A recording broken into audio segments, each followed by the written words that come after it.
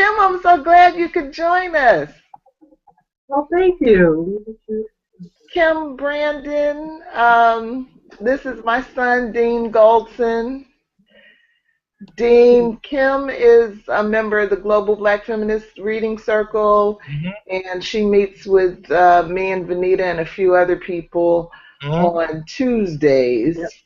She kind of reminds me of Rachel. Yeah, she does. I almost called her Rachel. Yeah. Yeah, she does remind me of Rachel. I'm going to assume Rachel's good people. She is. She looks almost exactly like you, to the point where I thought you were her. No. Yeah. I thought it's been a while since I've seen her, so I kind of, in my mind, it was kind of like I'm calling you Rachel. Okay. Well, keep it straight. Keep it straight. Yeah, it's Kim though. All right. So, anyway, I guess we should go on and kind of get started. Of course, I am flustered, and Dean knows in his mind that I'm cussing him out up and down, and it's only because we are in public that he is being spared the wrath of my tongue. But he sent me the notes at 1:50. Huh? 12:50? What? So I am stressed out trying to put the notes. Of course, I did not edit them at all, but I did put them on our letterhead with the agenda. So did you find that link, Dean? I'm looking at it right now. Did everybody get the agenda? Yes. Series 1 Love Leaders. Okay, and you got it, Venita? Yes. Okay. All right. Well, Dean, I guess you want to take it away? My name is Dean Goldson, and I'll be moderator today. This is my first time, so bear with me. This is about Chapter 2, from pages 72 to 108. And here the summary reads like this. Wait a minute. Excuse me, Dean. Let me hold up for a minute. Back up or do something with your camera because I'm missing half of your face. Okay. Okay, that's good. Okay. That's good. All right. But before you start reading the summary, can you just take a minute and let everybody introduce themselves and, Right. My name is Dean Goldson. I'm 30 years old, and I'm currently living in Germany. And next person. I thought you were 31. 31, yeah. I don't really want to be 31, so I'm 30. You got to get up off of that at some point. Well, I'll take 31. I'm Brandon. I'm in Brooklyn, and I am 31. Yeah, well, I'm Michelle Odom, and I'm in Brooklyn, and I'm not 31, and I'm proud of it because, Lord, what a journey it has been getting here. Yeah. My name is Venita Walker, and I'm joining you from Cromwell. And don't pay Michelle. I'm 21. Good thing. Don't start hating on me, but I'm 21. Welcome. And we've been on this journey together. Yeah. Wow. All right. Oh, we look kind of beat down for 21, though. We had a hard life, but we're here. We had a hard life, but we're here. All right. Oh. All right. And let me just say, Dean, to welcome everyone to the Revolutionary Love Leadership Series. You can learn more about us on Google Plus, YouTube, where we're housing the archives, and our page on Facebook. I thought I was gonna do that like at the end, but okay. Oh yeah, well. I was gonna leave them with a lasting message, but okay. Excuse me, Dean. I will be the timekeeper today. All right. Thank you. Ready to begin? Yeah. All right. Well, we start with the summary here.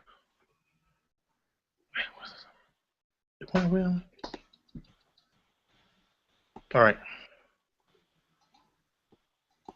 Coates goes back to the events that occurred in PG County, in Maryland, that happened to his friend Prince and others being surrounded by rampant racial inequalities.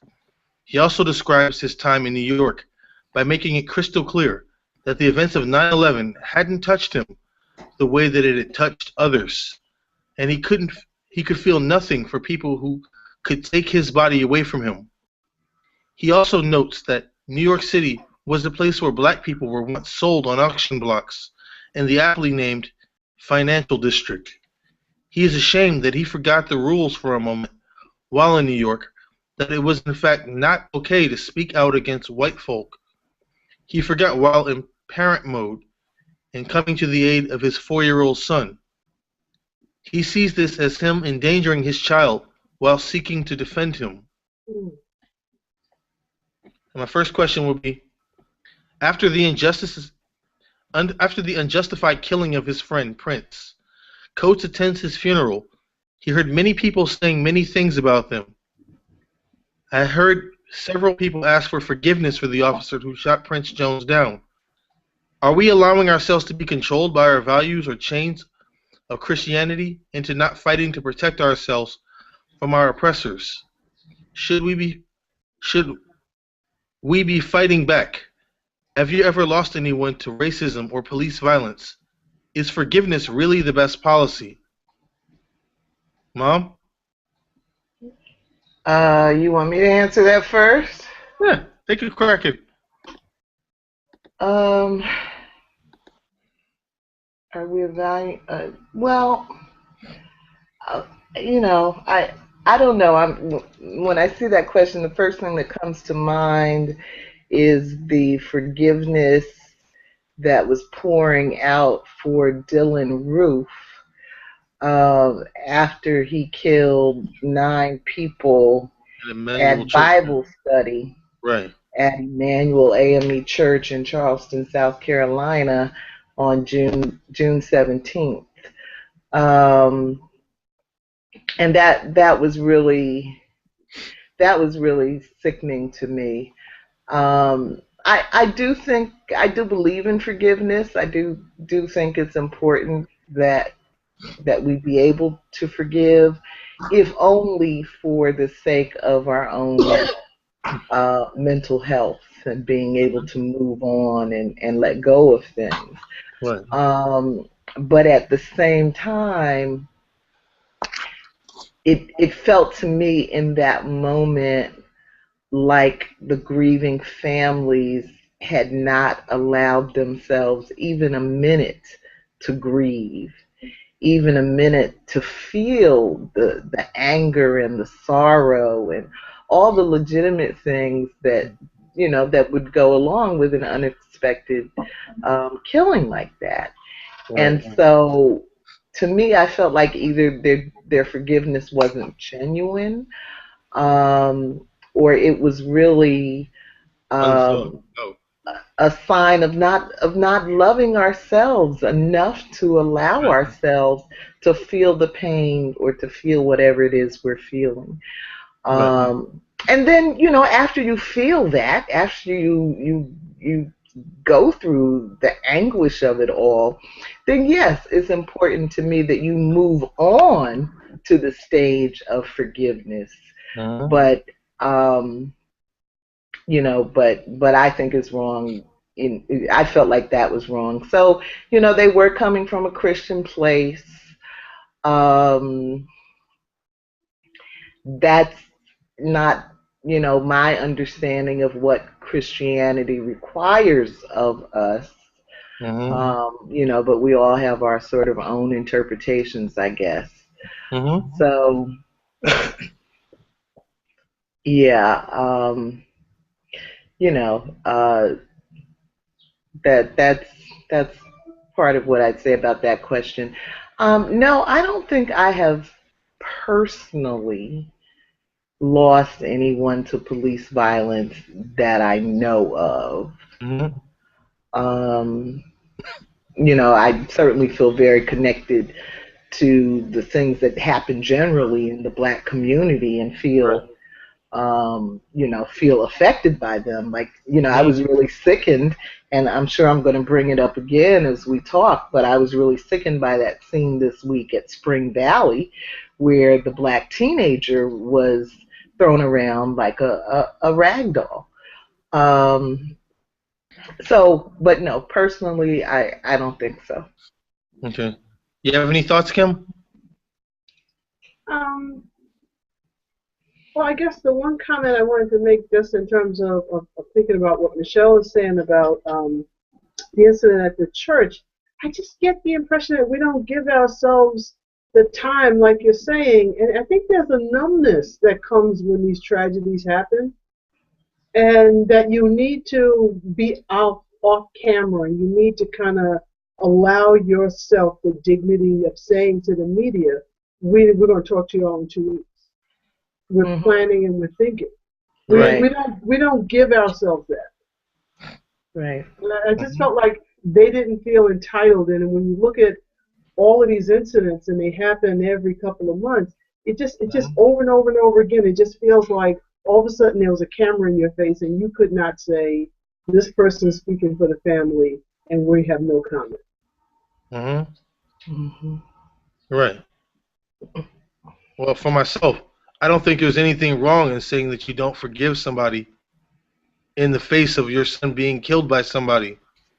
Because why is it your responsibility to forgive somebody immediately who has definitely wronged you, who is taking something so precious from you? And why is it your responsibility to forgive that person under any circumstance? You don't owe that person anything. That person owes you all the missed moments that you have lost with that family member. That person owes you a lifetime of things that they can never return.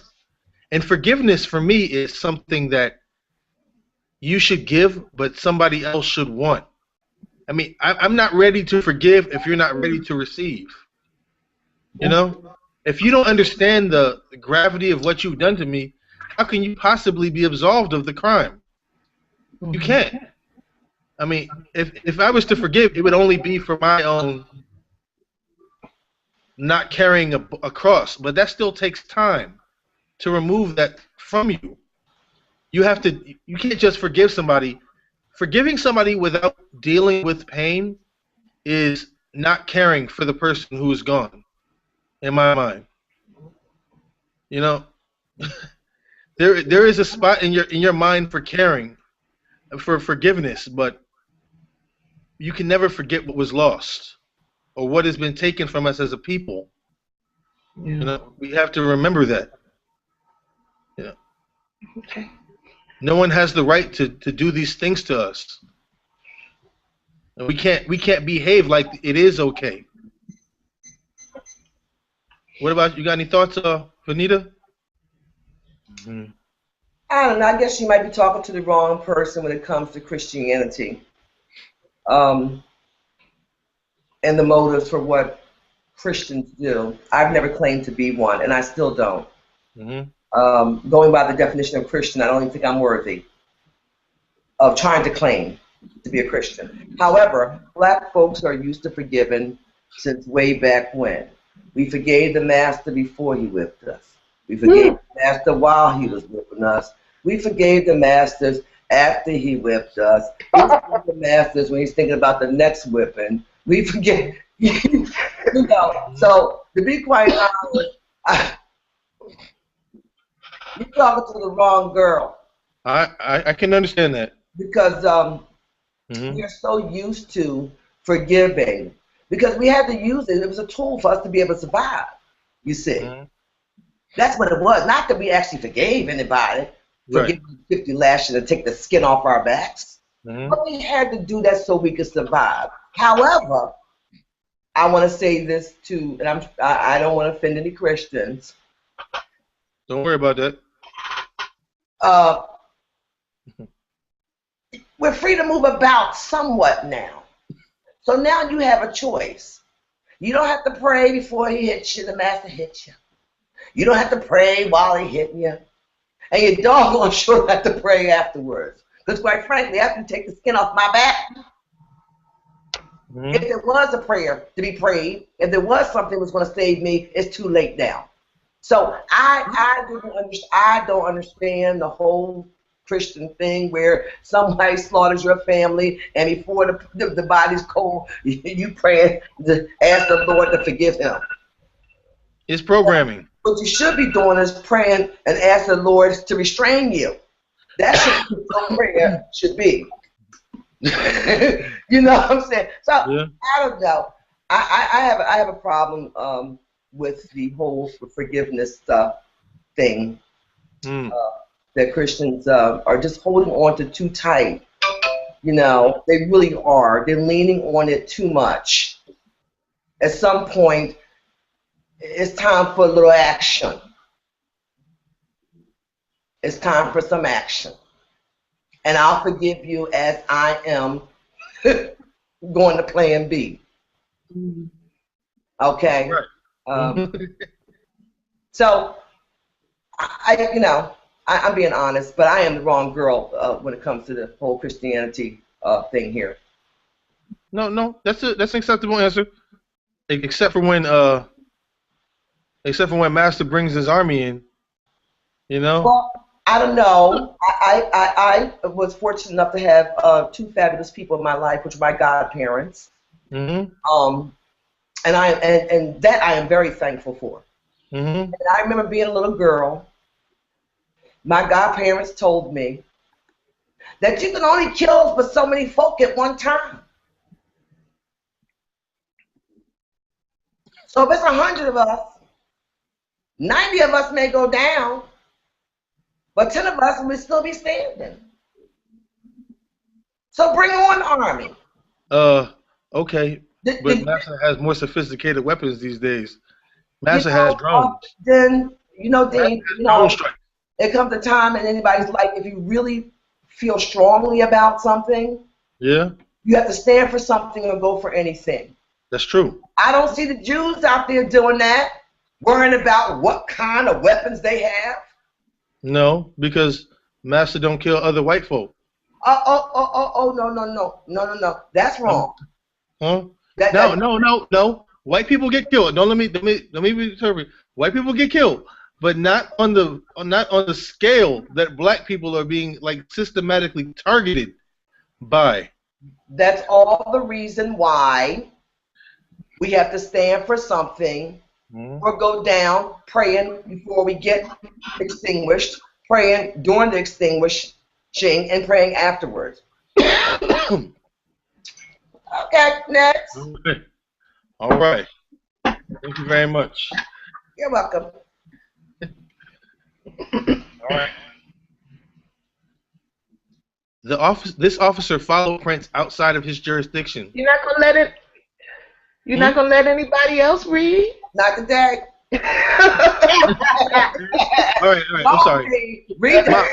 Read it. Read it. This officer followed Prince outside of his jurisdiction through several states on a faulty description of someone who was way off of Prince's features. The man then proceeded to show no badge upon killing him. How can we protect ourselves from such violence? Should we be carrying weapons in case police decide that it is our time to die? Why or why not? Yeah. Want to stab at that, Kim?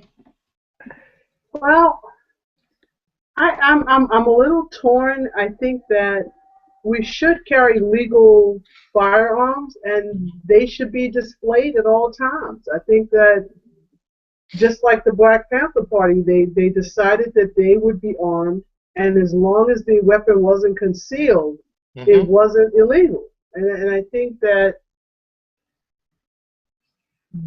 would create more of a, I don't know what that would do overall, but it worries me that we would all be in this police state and that we would be in some sort of gun violence so much. I would hope that there would be a different answer.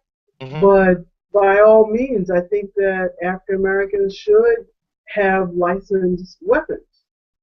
And I think that I don't know. It's just a sad statement. Somebody will come over out of their jurisdiction Hmm. because emotionally they're invested already in taking your life because that's the power that has been given to them somehow. Right.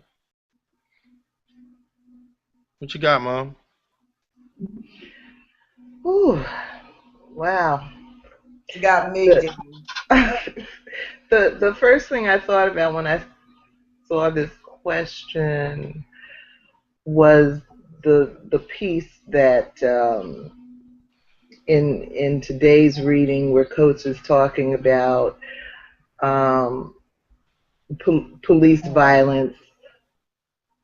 The stories about police violence are always justified by always begin with what we did wrong, what the black person did wrong. Um, and I'm again thinking about the young lady at Spring Valley High.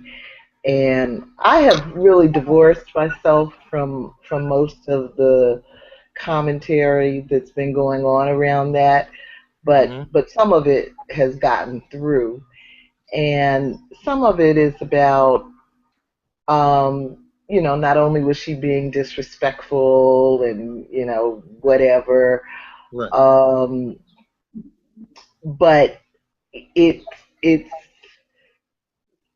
it's it's that we immediately go to that kind of um, analysis when something goes on. So, I'm thinking about all the people that have been killed because a cop said he thought he saw a gun. Right.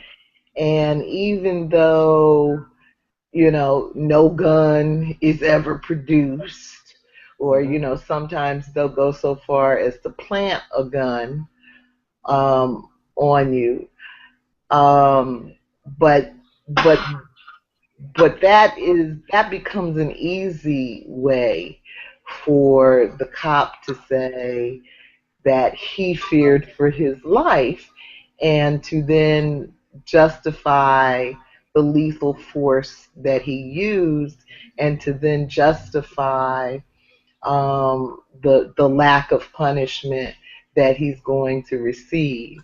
Um, in the case of the situation in with the young lady at Springfield High in South Carolina, the cop was fired, but as of right now, as far as I know, he's not facing any charges. So you can bet your bottom dollar that while he was fired from the Springfield police force, he will show up on the police force, of the next town over or the next town over, because he has not been punished and he has not been, given any real indication that he did anything wrong. So I don't know, Dean. I'm really torn with this question. I know that respectability politics doesn't work for us. I know that we can be killed no matter whether or not we have a gun. We can be killed for walking while black, talking while black, laughing while black. It doesn't matter. Um, but it's hard for me to say that I think carrying the weapons and brandishing them at police would actually help what is already a very bad situation. Hmm.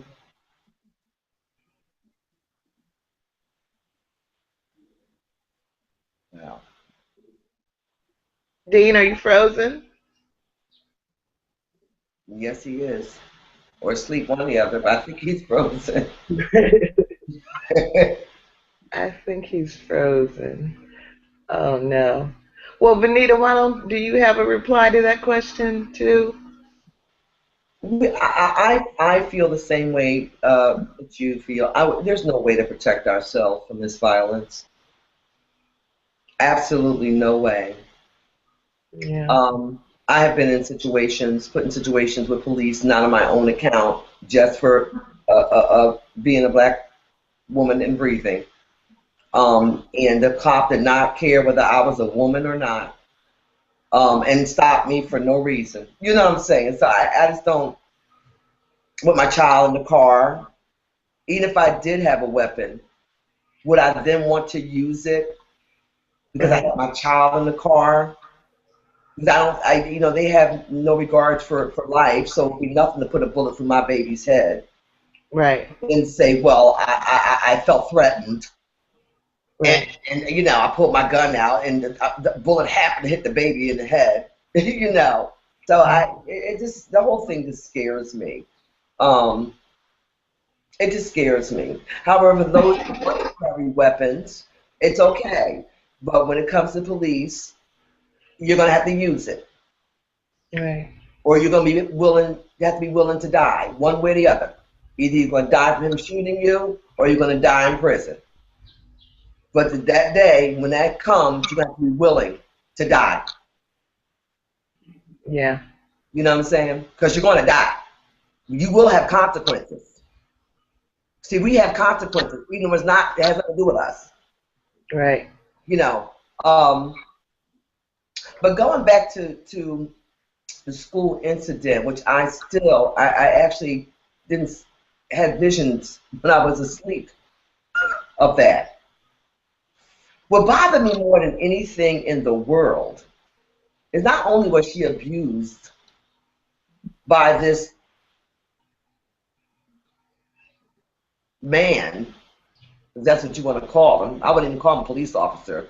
But when I looked at the film, on to the right of me, there was a black teacher, male, that was standing there, very tall, very trim, looked to be, I'm sure, over 6 feet tall, that actually stood there and watched this child being thrown around that classroom like a rag doll.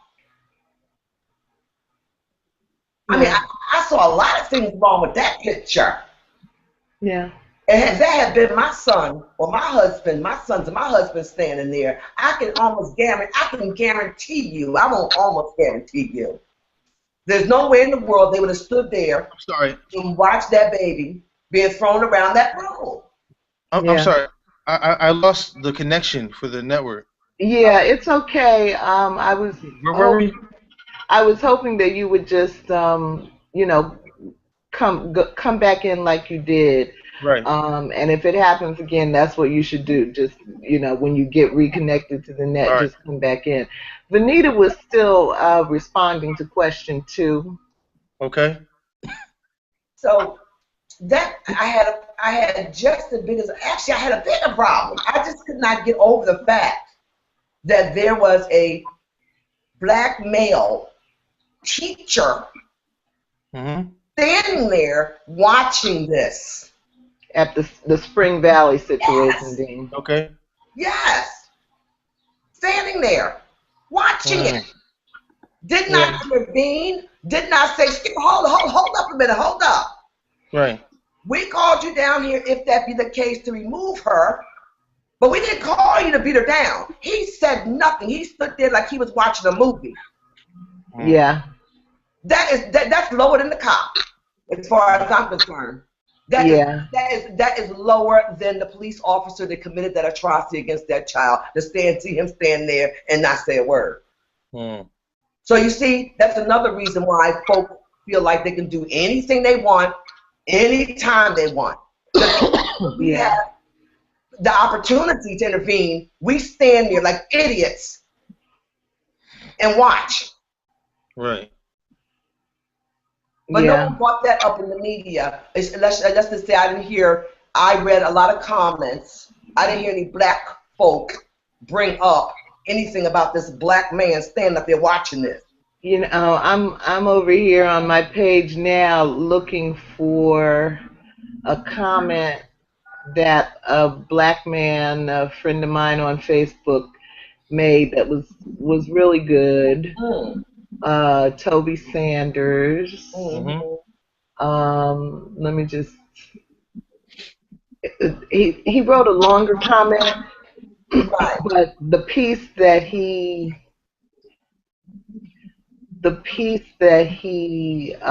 wrote Mhm. specifically about the black man was this comment. Still, the saddest elements of this story for me is the cowardice and invisibility of the black male teacher Hmm. who should have been arrested too Ooh. for Yes. interfering with this improper and outrageous assault on his student. Mhm. I am ashamed as a black man for him and of us who are so frustrated with our children, so exhausted with our duties, and bitter about our lot in life that we are blind and numb to the brutality. Wait, what exactly happened? I'm sorry. I got There, there, disconnected. there was there's a high school in South Carolina called Spring Valley High, Mm-hmm. and you know, I don't know all the details. All I know is there's a video that went viral that was taken by some of the students in this high school Mm-hmm. class that shows a white police officer grabbing a black teenage girl out of her. You know how those seats or chairs are in schools where the seat and the table is connected? Yes. He was grabbing her out of one of those desks and very forcefully and literally threw her across the room like a bowling ball. Really? Yeah. And Well, even if there was a reason, the optics of that are horrible. right. The optics can't make anybody look good. and and There's no there's way not to even justify it. there's not even a justification for that type of behavior from a so-called professional. No. Um, No. can I make a comment? I don't want to put emphasis on white cop. If it had been a black cop, green cop, purple cop, It wouldn't matter. a nun, a Right. priest, or anybody else that you stood there and witnessed abusing a child, I would have the same problem. So I don't want to put Right. But well, no, not to emphasize it, but the facts of the matter in this case is it was a white cop and a black girl and a Mm-hmm. black teacher. Mm-hmm. And many Black. times in the past on the street, I grew up in the city, there has been a black guy on a black child, and black men have stood there and done nothing. Well, isn't that the point? I'm just saying that in this instance, it happened. It was a white cop that did it, but I Right. think a real man Right. who has any real feelings that wants to call himself a man, stand there and see a child being abused and do nothing. Well, there's well, nothing. can I say something, Dean? Yeah, go ahead. You know, I mean, one of the points that Coates gets at in his discussion on the killing of Prince Jones is that it happened in a predominantly black county of Maryland. Right. The killer was a black cop, Mm-hmm. you know, and the politicians who were completely desensitized after the fact were also all black. And really, to me, what he's getting at in that passage, in that section of the book, is the class divide within the black community. Um, Right. you know, his whole thing about, you know, being twice as good and half as much, and Mm-hmm. you know, he's really trying to deal with the class issue, and you know, and I think that's what happened in that classroom, where the teacher and the administrators, you know, could be that insensitive to that child. Right. But it also raises a question: are we any safer if we tell our people to be senators or policemen or presidents? Does having black people in positions that are racist or desensitized or with a class system really help us as a people if we are not capable of dealing with those issues anyway? You know what? I'm getting a feedback from somebody's sound system. Let me see. Was it me? Now I don't hear it now. But does it help us at all? It's Steve. It is you. It happens when you talk. Do you have let's see. Are you using speakers on your computer? Yes. Maybe jiggle the cord. Can you reach the cord No, with I the don't have speaker? it built into my computer. There's nothing to jiggle. Oh, they're built into your computer? Yeah. Okay. Well, we'll deal with it. All right.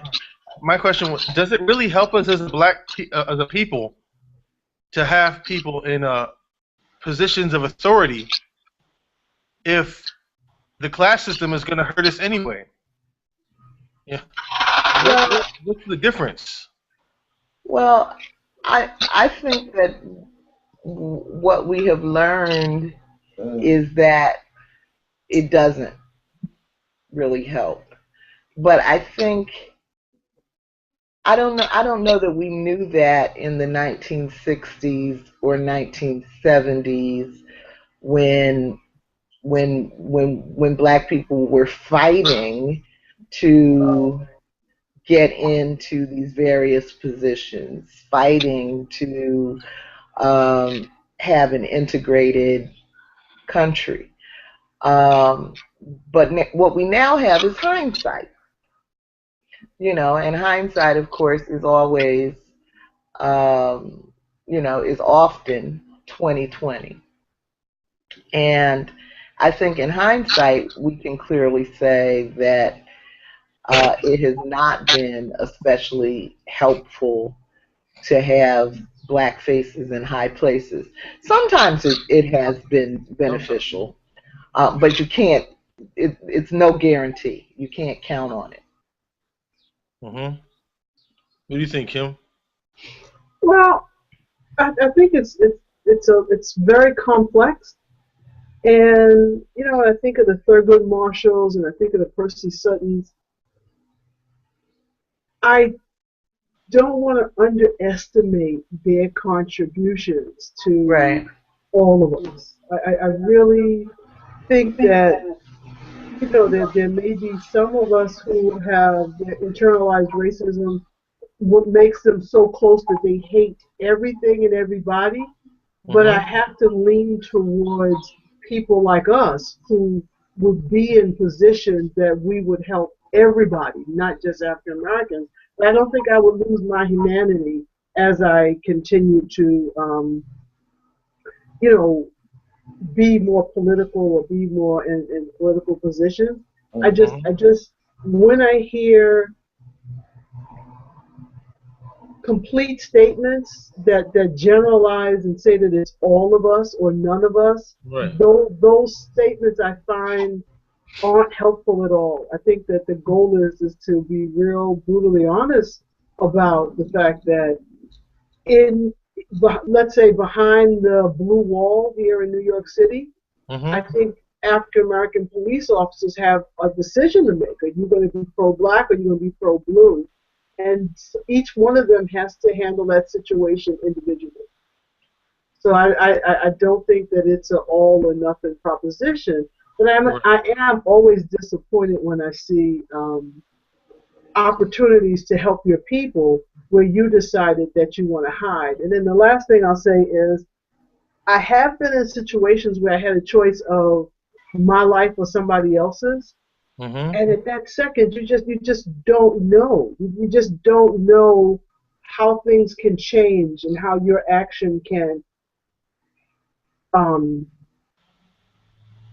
just become big and small based on what you did or you did not do at that moment. I don't know. I just know it's a very complex situation, and I want to have an open heart to all the African Americans and all people of color who are so wounded that they would wound themselves. That's my thought. All right. What you got, Venita? I think we'll just savor what Kim just said. All right. Yeah. You want to move on to question 3? Yeah. Anybody who wants to read question 3? I can read. All right. Shortly after coming to New York City and experiencing the events of 9/11, Coates felt indifferent for the people of this horrific event. I could see no difference between the officers who killed Prince Jones and the police who died, or the firefighters who died. They were not human to me, black, white, whatever they were, the menaces of nature, which could, with no justification, shatter my body. Although we have been the second-class citizens of America, have we been brainwashed to believe that in times of war that we should somehow care about the affairs of our masters in the name of patriotism? It is really wrong of, is it really wrong of black Americans to not shed a tear faced after being faced a red line, Faced with red line. or faced with redlining, enslaved, In slavery. in slavery. It's more like enslavement. Okay. Um, It's a little rough. It's a little rough, but all right. well, this is how I write, so I'm good with it. And he got it to me at 150, Kim, so he did not benefit from the expert editing services of you know who. I'm sorry. Oh, After facing slavery in redlining and many forms of torture, is it really wrong for us to turn our back? Do we owe America anything? Do we owe America our patriotism when America doesn't have time for us in times of peace? Oh.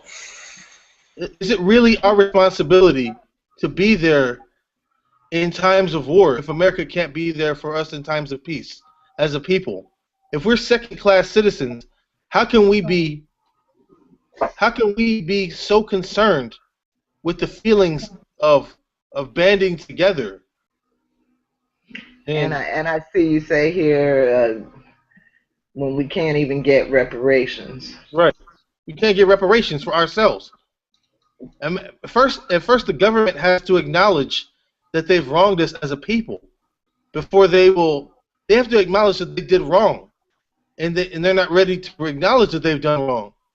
So how can we feel patriotism for a country that has not acknowledged that they've done anything wrong? All right, may I respond to that? My first reaction, I think, is that there is a difference between having a humane response and responding out of patriotism. You know, and I mean, I completely understand why Coates felt disconnected from the events of 9/11. I had my own kind of disconnect going on.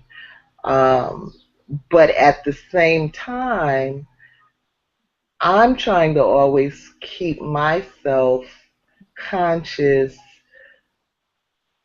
of the capacity of all of these events, of all of the events that Black people have endured, of the capacity of all of that to actually rob us of our humanity.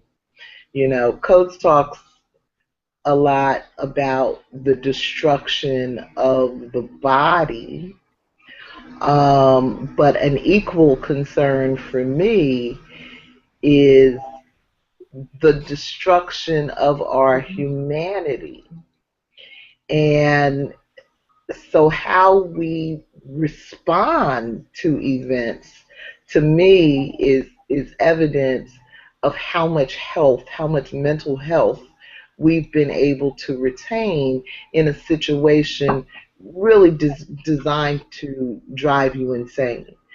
And, he talks later in the chapter about, um, the one gift that he does have to give his son is the gift of struggle, because the struggle to understand is what helps you keep your sanity while the world around you is off in some dream state, off in some delusional state, disconnected from reality. So so I would say that the people who died on 911 Mm-hmm. deserved our compassion. The families and friends who lost people on Mm-hmm. 911 deserved our compassion. But I also felt then, and I still feel now, that the people who committed that attack also deserve our compassion.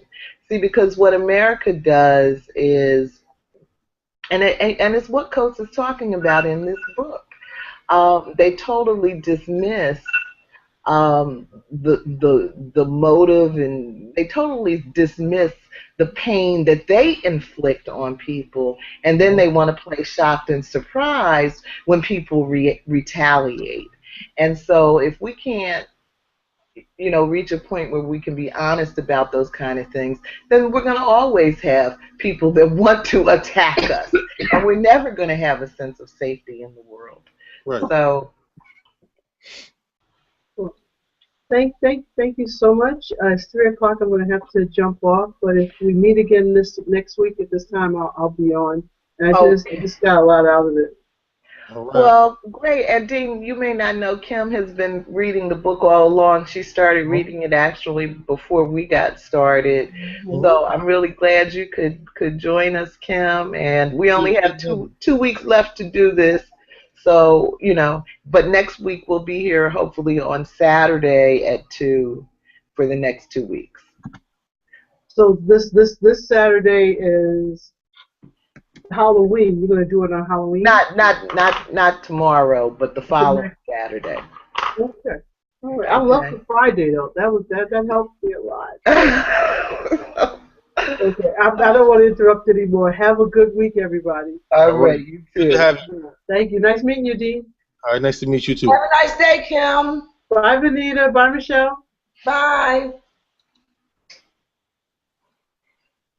I don't know. Dean, I'm gonna leave the camera on you. I'll be right back, okay? Okay. Oh, this is just me and you for now, huh? Yeah. All right. How you been today? I'm good. I was just thinking about that question, and I feel the way Michelle does. There's a thing called humanity. Mm-hmm. And a lot of folks haven't taken into account the reason why folks feel the way they feel about our country, the reason why we're hated as a country. We know as being black folk. Mm-hmm. Oh, we know. We are not the only folk that this country affects. Right. And have affected. And we go into war with everyone. Right. So, there's a reason for everything. Folks just don't do anything just because they have nothing to do with their time. Believe it or not, whether good or bad, there's a reason for it. There is. I do feel for the innocent people that lost their lives because the folks that committed that atrocity was sending a message. Not to them. Right. To this country. I kind of feel like Coach does a little bit about not necessarily knowing how to feel about the police officers and the firefighters and the first responders. Well, these people are heroes. Don't get me wrong, but it's hard to feel. But it's kind of hard to feel for people who could take your body from you. But is that fair though? Is that fair to say, Dean, that everyone wants to take your body? No. Every white person wants, and now let's bear in mind too that a lot of black folks have white parents, are married to white people. Right. That's right. So in all good conscience, I could never say that I have a problem feeling for the firemen that fought to save people's lives, as if everybody there is evil. Everyone there may want to take my body. That's simply not true for me. That's not my truth. So I can never feel that way. You know, I can go home that hatred in my heart, and I don't struggle with those kind of things. I actually don't struggle with them. And remember how Coates said in the prior chapter how the boot on your neck is just as likely to make you delusional as it is to ennoble. That's right. So I could not very well say that, like Coates, that I'm struggling with that. I am not struggling with that at all. He was maybe feeling for a broken system. That how can he feel for these people when the system would easily send him out to do its bidding against him? He's not. I don't think he's necessarily having a problem with the individual people. He's having a system. He's having a problem with the institutions, where the people are, or the people when they're not struggling to protect themselves against war, could be turned against him and his communities. I think he's got a problem with the institution of cops, not the individuals who are in the situation. You know what I'm saying? Excuse me, Dean, it looks like you have a piece of paper over your head or something. I think it might be the top of the computer. Mm-hmm. I don't know how that thing comes down to get over my head. That's better. It was distracting me. I'm sorry. I think he's got more of a problem with the institution of cops. That when they're not facing wars and other struggles that they're trying to turn into patriotism for all, that these people could easily be called into our neighborhoods to come after us. Well, you know what I'm saying? Yeah. He may not have a problem with these. He couldn't possibly have known all the first responders and police officers and firefighters that personally stepped in there. These people are heroes. But he's saying that they could easily be turned against them. Yeah. I realize that no one actually would know everyone that's there. I'm just saying I don't feel that kind of personal struggle, hatred, resentment in my heart. You know what I'm saying? Right. I don't feel that way. That's good. And yet I have dealt with everything that he has dealt with. Actually, I've been here a little longer than him, so I've probably seen a lot more than he has. You understand what I'm saying? Or, yeah, I'm sure. Or actually, I say I've seen what he's seen, at the least.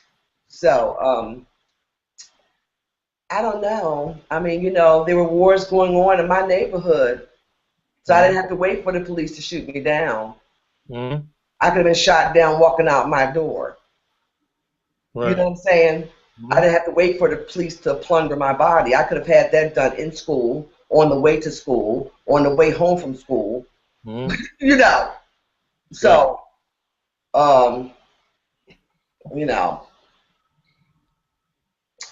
I don't know. I can understand the point of what he's trying to say here.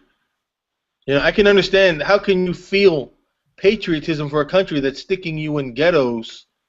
How can you feel patriotism for a country that's built over, that has built malls over its shopping blocks and selling blocks where it used to sell you for whatever rate it felt was appropriate to pick cotton on somebody's farm or to be a houseboy or for whatever reason, and not teach us the things that we need to know to be at least equal to America.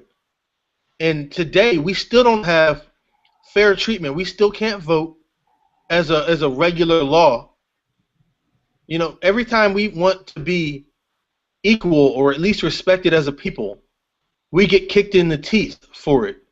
Or people make us feel like racism doesn't exist. They get on TV and they try to say racism doesn't exist. They're very blunt with it sometimes. Or people want to tell us that they're not racist. Well, you shouldn't have to tell me that you're not racist.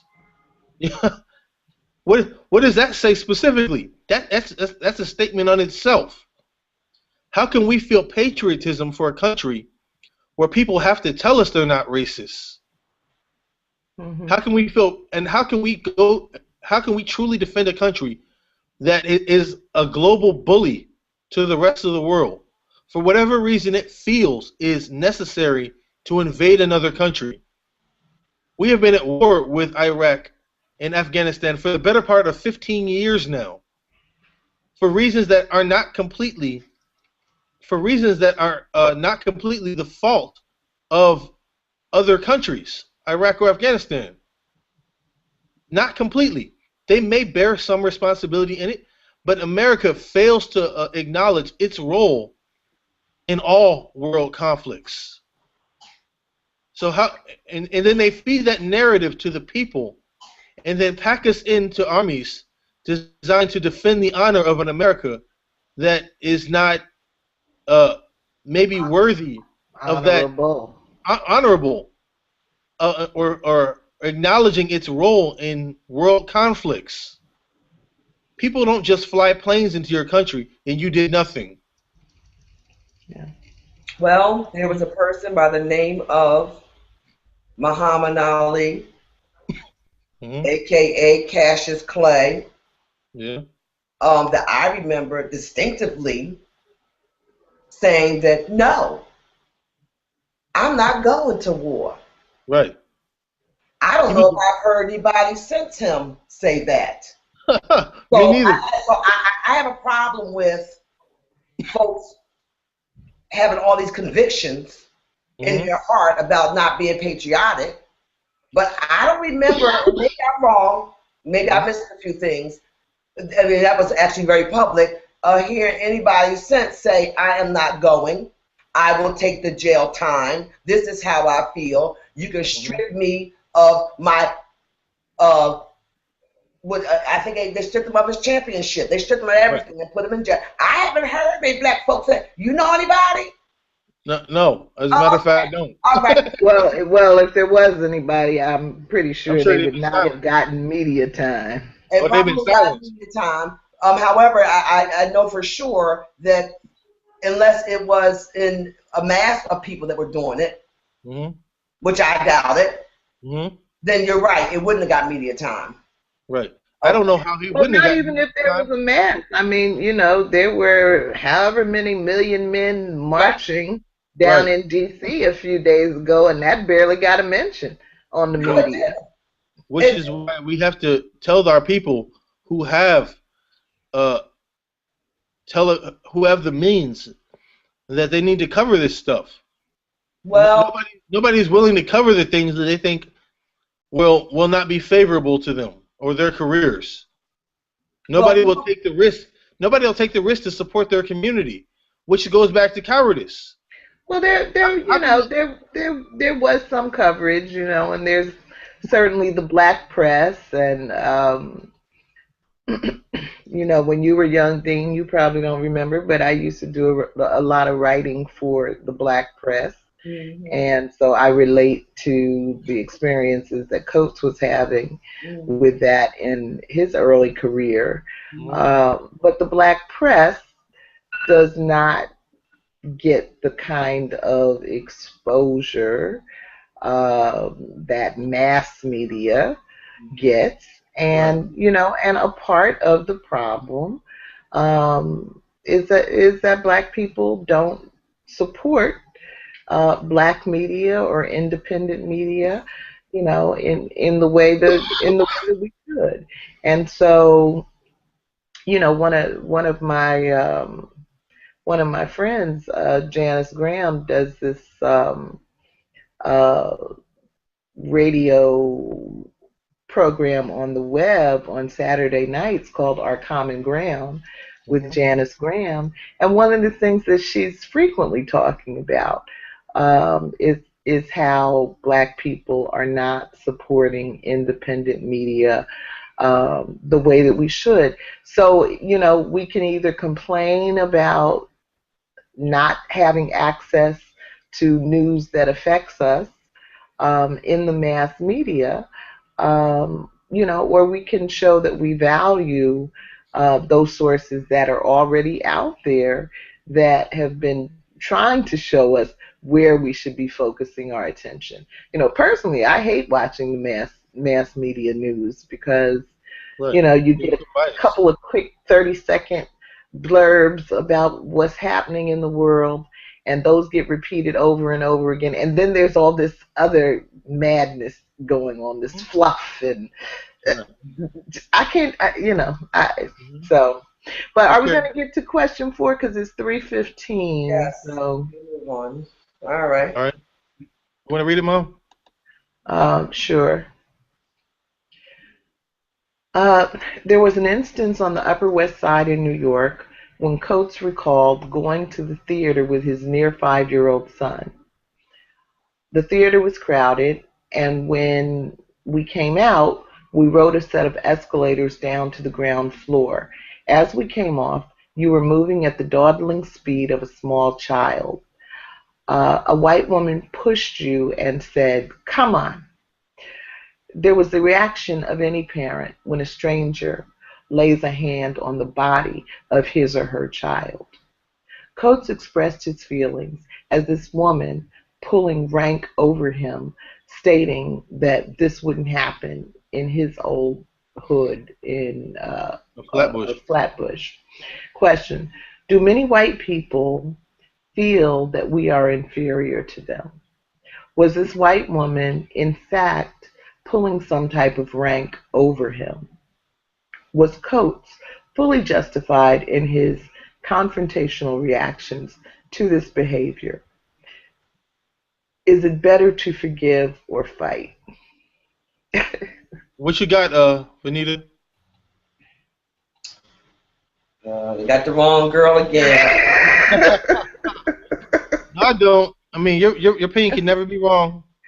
It can never be wrong. You're entitled to it. It is yours to own. But whether I agree with it or not, whether I agree or not, I respect it. You know?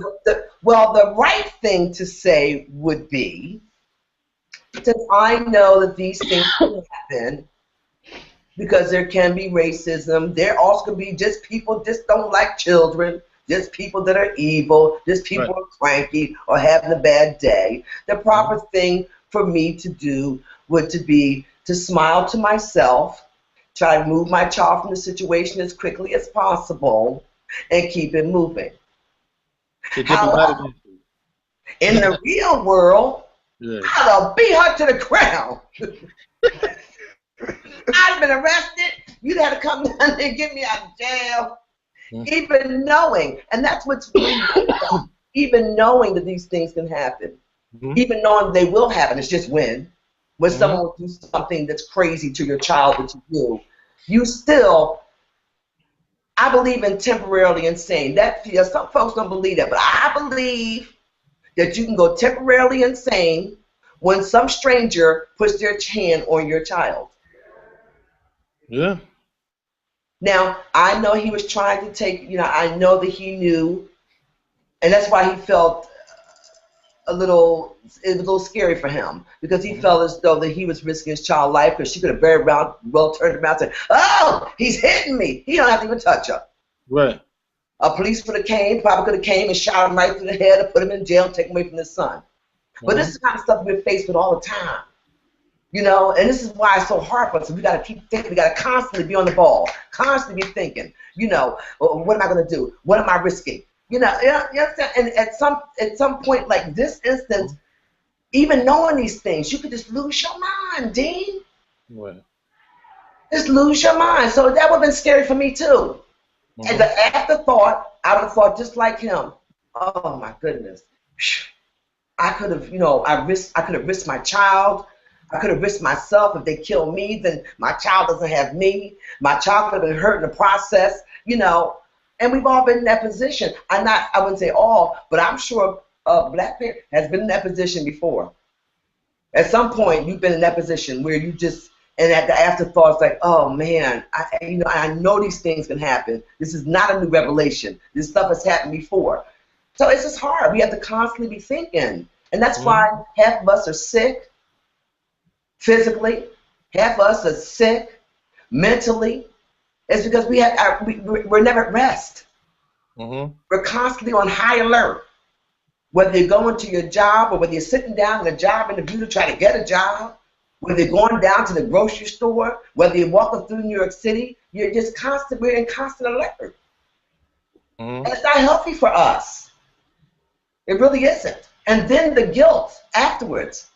Mm-hmm. Then you go, more stress, more alert. You just got out of high alert. Now you're in more high alert, thinking about what could have happened if you responded the wrong way. Mm-hmm. What could have happened if you didn't respond? If you did respond, maybe she would have turned around and popped the child and say, well, it's okay. He didn't say anything. Mm-hmm. I'll turn around and slap him in the head. So it's just we're always faced with worried about if we made the right decision.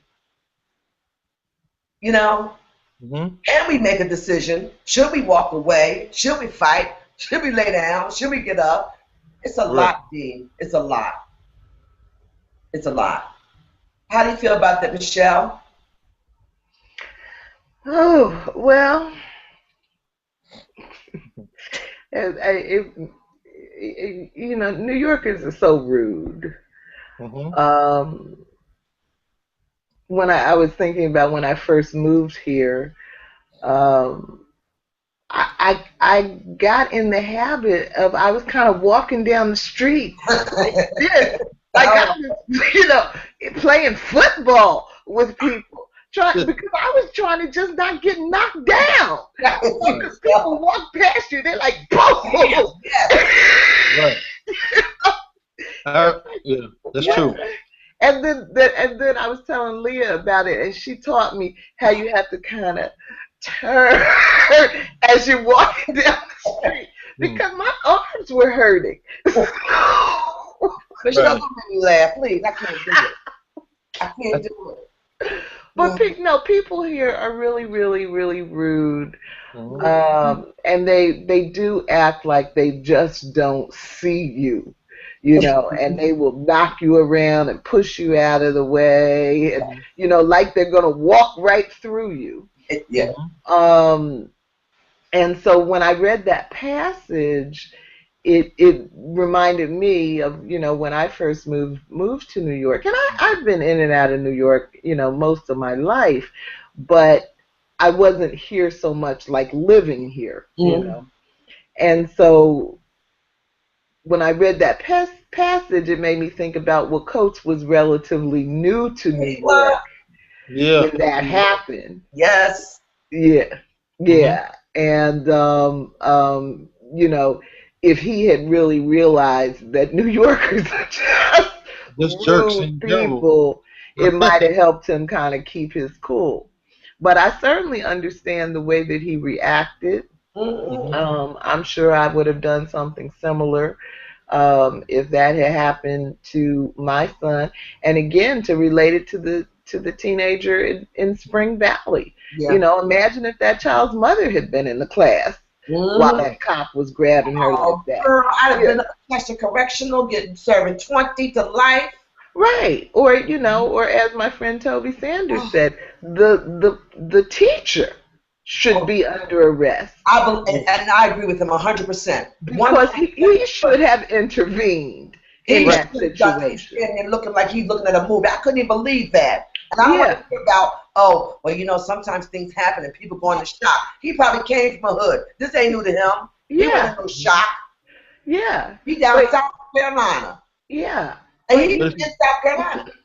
Yeah. But, you know, I mean, I think, you know, I don't know. All I could do was really relate to Coates because, you know, his point was that he was ashamed because he forgot to pay attention to the rules. Right. And, you know, he knows that black people pay a much higher penalty for reacting normally to situations. And he wished that he had been able to control his temper in that situation. But sometimes, you know, as he's saying to his son, sometimes you make mistakes and you just make mistakes. You know, and hopefully, you know, as in this case, hopefully you don't have to pay the ultimate price for making a mistake. But, you know, but then when that white man stepped up to defend her, you know, that would have really sent me over the edge. That's what I'm saying. And then they gang up on you. Yeah. They gang up on you. And that's why I know that even knowing that I could have put myself in danger, my child in danger, because we're always in danger. We might have just been in danger. Yeah. I probably would have reacted like, you touch even me. I could walk away from somebody doing it to me. If somebody pushed me, be honest with you, and said, I'll be like, shh, whatever. Right. No, but when you put your hands on my child, Yeah. That's a different story. I wouldn't be able to contain myself. I can honestly say that I would not have been able to contain myself. So I probably would have to talk to my child, as he did later, Yeah. and let them know that, this is not what I ideally how I should have handled it. However, there are times when it's going to be what it's going to be. Yeah. I think it's a combination. I think that he didn't recognize that New Yorkers are rude because he just got there. Mm-hmm. And he had a point that white people feel like they can pull rank on us whenever they so choose to. Right. He was right in a sense. No, wait, hold on. He was right. White people have felt that they can do no wrong in the face of the world, in the face of America. They don't acknowledge what they do to us as wrong. They do it because they don't think that it's wrong. Mm-hmm. They think that it's the right thing to do, or it's an accepted practice. Or as the point that he's making in this chapter, Yes. that it's their heritage, it's the right that Their tradition. Right. That the part where he talks about rich and poor white people are united in their right to deal with the black body any way they so choose. I don't know if all poor bodies feel that way. Well, no, I don't know. I'm I don't know. sure they That's an don't. all-inclusive statement that I don't necessarily fully agree with, because I have white friends Yeah. and I have white family, and I don't know that they necessarily feel the right to take my body when they so choose. And I know that a lot of people have friends of other races that don't feel like they have the right to take their body when they so choose. So I don't know that white people and rich people are necessarily united in this belief that they can do this to us, but definitely some are. Right. I don't necessarily feel the all-inclusiveness of this statement. Right. But I kind of feel like she was in a traditional sense of not even acknowledging it, pulling some type of rank on him. You can do things out of like route memory and not even be cognizant of the fact that you're doing it. Like if you just expect black people to move out of your way when you're walking, even a baby, if you don't have the compassion to be an adult when a baby is in front of you, to see that this person is not yet capable of decision making, to know that he is in your way, because kids will be in your way. My son's always under my foot, but I don't yell at him and pull rank on him. If I see another child on the street of another race, I don't feel that. First, I acknowledge this is a child. He's a child. He is unaware of his role in society. He doesn't know anything yet. It is my responsibility to at least be understanding of him, of his age, of his place. Right. Like I thought that passage where Coates was talking about how he felt when he took his son to the preschool. Right. And and his son was open with everybody, and he realized that in a sense he wanted to stop his son. He wanted to, stop his joy in order to keep him safe. Before that, he said he was jealous of that. Yeah. He said he was jealous of his son's ability to be just a kid. Yeah. To not see any color or any difference. Right. In these people. But then he realized that later in life, he would have to prepare him for the fact that there was difference in the minds of these people versus him. Right, but not at 5 years old. Not at 5 years old. He was initially very jealous because he had I don't think he's ever had a time where he wasn't cognizant of race Right. and difference. Well, if I may say, unfortunately, when Aaron was a little boy and he was probably about 6 years old, going on 7 years old, we lived in a town called Simsbury. And Simsbury, I would be more than to say it was predominantly white. There was only two black families in this town. There were a lot of people that thought they were elite, you know, the doctors, the lawyers, you know, Right. whatever, like who cares? Mhm. And he went to a school, and the ratio at that school was 99, repeat, 99 to 1. Yes. Me being a young person, we moved to the town, my husband and I, because we thought, well, the school system was very good, so they say. Aesthetically, it was beautiful. We could afford to live there, so why not? Right. Moved there. Aaron was very quiet. Came home. He's more of a quiet child. And I was, I know my children very well. And I'm saying, well, he's a little different. Even his quietness, I knew that there was something going on. He didn't want to have dinner. He seemed a little stressed. He's a quiet stress. I could see it in his face and in his body. And I asked him a few times. I said, well, okay, we're going to, get ready for bed. And the next morning he didn't want breakfast. I'm like, there's something really bad going on. So Carl and I, we just, kept, you need to tell us, what's going on, honey. What's, you're not eating. You don't look like you're happy. Finally, he told me he was walking behind these little children, and mind you, I would pick them up every day from school. And the little kids said that black people were dirty and stupid. So no, a lot of times encounters happen when they're very young. Remind you, he was in school 99 to 1.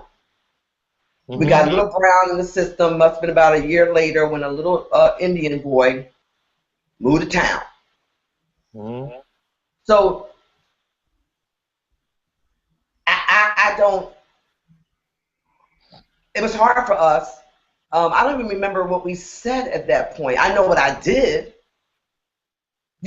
Of course, I went to the school and I told them that we need to talk. This is not okay. When you have little people 6 and 7 years old saying these things, they are hearing that from home. They're hearing it from aunts, they're hearing it from uncles, and they might be hearing it here. As far as I know. So it depends on what the situation is, but sometimes, unfortunately, it happened to him. And, mind you, we did move because it wasn't a healthy situation anyway. Very unhealthy when it's 99 to 1. Right. And I mean 1. So that was a very bad experience. But we did have to explain to Aaron that some people were not nice people. And these children probably are very nice children, but they're probably around or been exposed, maybe parents, friends, even strangers that weren't very nice.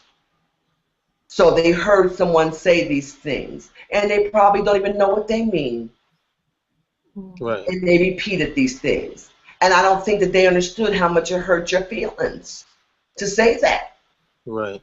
How could they? When I addressed the school, and the school addressed the issue, they didn't have a choice because I was not going to go away. I wasn't angry because I can't get angry at 6 and 7 and 8-year-olds. You can only get mad at the parents who are spreading the message. I can't get angry at all. At that point, it's like this is a teaching moment. Right. You know what I'm saying? I felt sad because Aaron was sad, but I wasn't angry. I can't say I was really angry. I was just sad that these children were exposed to those things, which is where they got it from. Remember, they're not 17, 18. They're 6 and 7 and 8-year-olds. So I didn't want to have Aaron, have ill feelings or think that the world was an angry and an ugly place. Everybody's not angry. Everybody's not ugly. No. So it's really a touch and go situation, but you address those problems, those situations as age appropriate, if, or should I say, when they happen.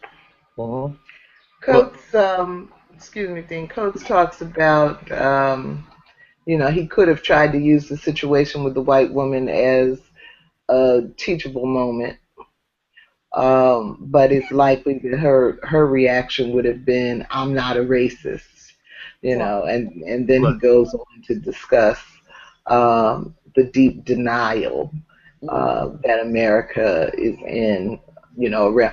I love the part where he says, I guess that American has never seen a racist. They get the image of a gargon or right, a troll or right, something. right. Yeah. They're unfamiliar with what a racist really is. Yeah. They're unfamiliar that racist can be ugly or racist can be very nice. The racist can be a very nice person, and they will never promote you based on your color. Right. Well, They can be a very nice person that smiles at you, and will not give you any rights. Right. well, Never invite you to A dinner. racist can be a politician. A racist can smile at the camera and tell you how much we love our voters when it's voting season, and then take away your health care with a smile. well, that's not racist. That's crazy. That's as crazy as hell, Dean. They can take away your health care. That's as They crazy can take as hell. away your right to vote with a smile. Yeah. Stop Thank doing you. that. You're scaring Vote for me. Yeah. Vote for me. You know? Well, Sometimes racists can be so, and it's deceptive. People have a misconstrued view of what racism is. People who say they're not racist may not understand what racism is Right. at its core. Right. Racism is the tradition that it's the tradition that you're displaying in your actions. It's the tradition. It's everything that you do subconsciously or consciously that alienates you from groups of people who you feel like you are superior to. It's a wide issue. well, Well, thank you, Dean. It's 3:37. We started late, but I would like us to just take a minute Mhm. and see if we can relate today's reading to the concept of love. Where did you see love happening in this part of the chapter 2? Honestly, I didn't see too much love in this chapter, except for the fact that his son could play with other kids without feeling like he was different from them. But the love that Coates felt for trying to protect his son and trying to prepare him, trying not to crush his spirit for loving people while trying to prepare him for harsh realities. It's like a terror, and trying to protect him from people who feel like they are superior to us, pushing us aside. You know, he wants to tell people that it's not okay to push us aside, but he also doesn't want the first image of his son to see him go to jail. So he's kind of torn in between. How can we protect our children if we get killed in the jail system in the efforts of trying to protect them? Right. We can't go down because then there's no one to raise the children, and there's no one to raise the children. Our children are much more likely to go to jail or die themselves. Right. So I feel that he is torn in his situations. Where is the line? Where's this Where's this invisible line between taking care of your kids in a proper way and doing the right thing in a proper way versus going too far or getting yourself killed and leaving your child unprepared for the world that already has it in for them? That's part of the challenge of being black. Right, and also I also really much agree with the dismissal of the mantra that we have to be twice as good. because his friend was twice as good. Prince Jones was twice as good and was shot down anyway. Hmm. So I feel like his heart is torn for his friend and for all black people who do struggle to be twice as good and find out that they have to be 3 times as good or 4 times as good or that it doesn't even matter that they're trying to be better Right. because they're already doomed. Right. You know? And at the same time, white children do not get that same message and that Right. same White pressure. people don't get that message. White kids don't have to walk outside and hear that they have to be twice as good in order to survive and that they're doomed from the start and that America has it in for them. But he's saying, what happens if we were to all be gone? And what would happen if America were to turn its back on those people who were under the impression that they were white? Well, right. Would they And feel that same sting? right. And an example of that for me is what happened with the Occupy movement. You know, those were those were a lot of middle class kids that were out there protesting, and I'm sure they never imagined that they'd feel the boot on their neck Hmm. the way that they did. Right. But let's go on. Venita, did you see any love angles here? I saw love angles all over. The whole chapter was this love. Him taking the time and explaining his actions or lack of actions in certain situations was nothing but love. It gave his and those are examples that you really should set for a child. You know, you know, I mean, show a child not just your actions, but give them the reason for your lack of action. Hmm. It also teaches them self-control because this child, no matter what, you and I both, we need self-control foremost. Hmm. People Right. that have self-control, first of all, people hear them. If they do have something to say, they actually hear them better for those that choose to listen. People Right. take you more seriously when you have self-control. You know, so I think he was he was teaching his son some very important lessons by telling him why he did something and also why he might not have done something. Hmm. Right. So I thought that I could just feel the love throughout the entire chapter. I feel like this whole book is written for his son as a roadmap to Hmm. navigate a cold world where people will judge you. But this is I feel like true. the whole book is like is an act of love What's because the it has a lot of examples that will explain his points of views about situations that or will either occur to him or may occur to somebody he knows. Yeah. yeah. In the way the world is, and the steps it takes to maybe do something about changing the world, at least in some small way. Yes. You know? Well, if you all will indulge me a couple of more minutes, I want to read a love passage to you. But before I do, my comment would just be I agree with Venita that there's love all over this chapter. Right. And it starts out with the love he felt for Prince Jones. Mm-hmm. It deals with the love he feels for really for Black Americans, but as well as humanity.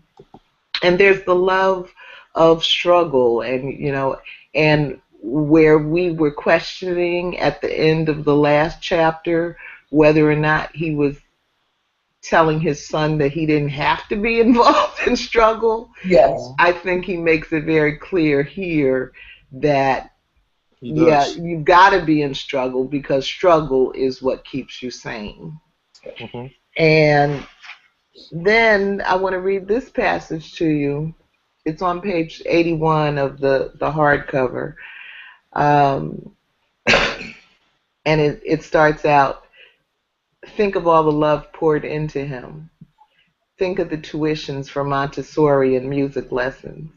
Think of the gasoline expended, the treads worn, carting him to football games, basketball tournaments, and Little League. Think of the time spent regulating sleepovers. Think of the surprise birthday parties, the daycare, and the reference checks on babysitters.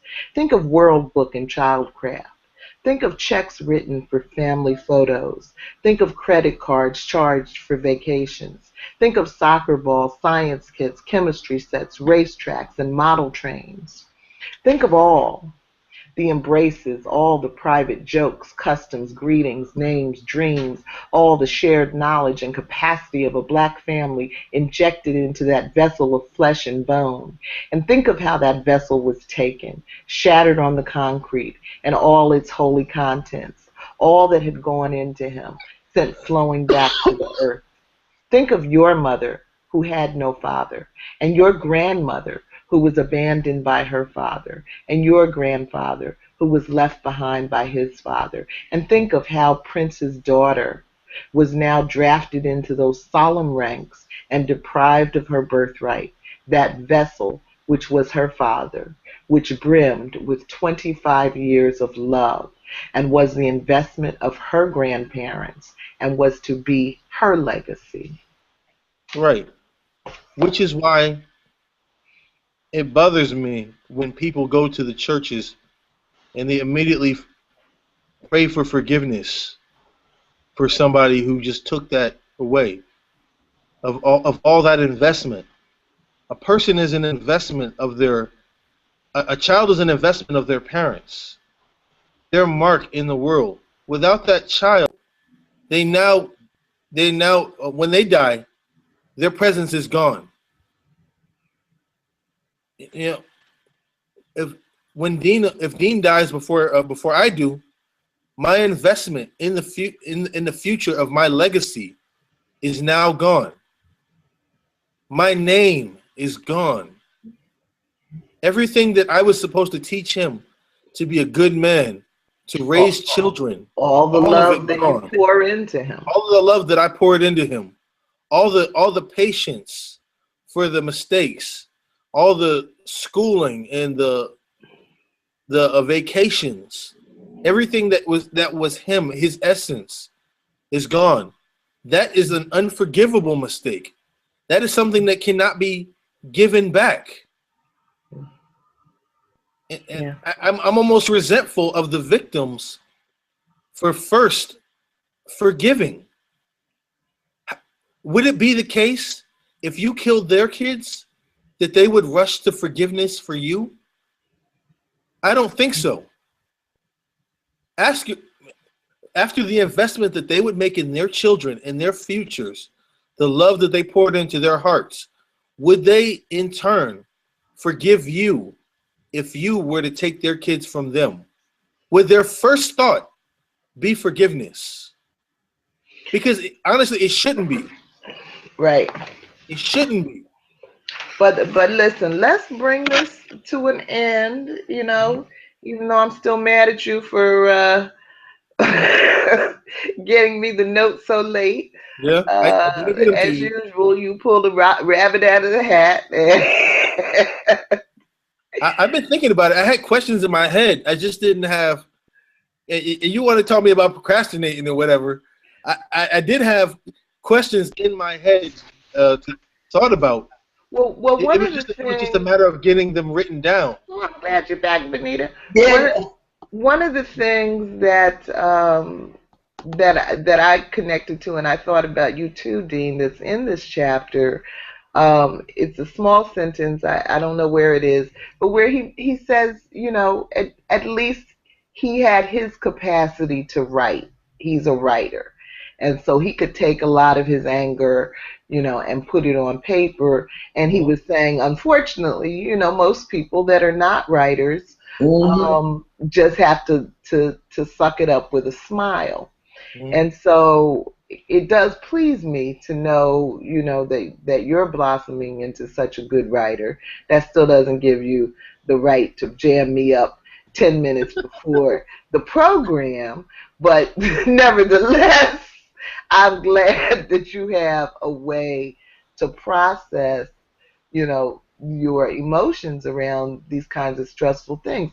But Right. I disagree with Coates a little bit in the sense that writing is one outlet. It's an excellent outlet, and I'm glad that I have it.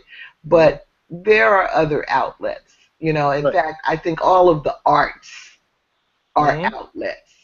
Right. So if you're a painter, paint out your anger. You Right. know, if you're a musician, you know, create music. You know, Right. that kind of thing. If you're an athlete, run until you can't run anymore, Yeah, or play sports to get your yeah, anger out, or yeah, be great at something. yeah. Any Mhm. final thoughts, Venita? No, I just, as always, and it's been a pleasure. I've enjoyed it very much, and of course, Dean, I always enjoy your company. Thank you. I 'Cause you're enjoy yours special in that way. See all that love? You feel it, Dean? Do I you? do. Yeah, I'm enjoying this very much, Dean. I really am. And I'm enjoying you. Are you having a good time? I am. I mean, I'm going to sometimes it stop the is. broadcast, okay? Okay. All right. So we will see you all next week reading our story together. All right. Bye.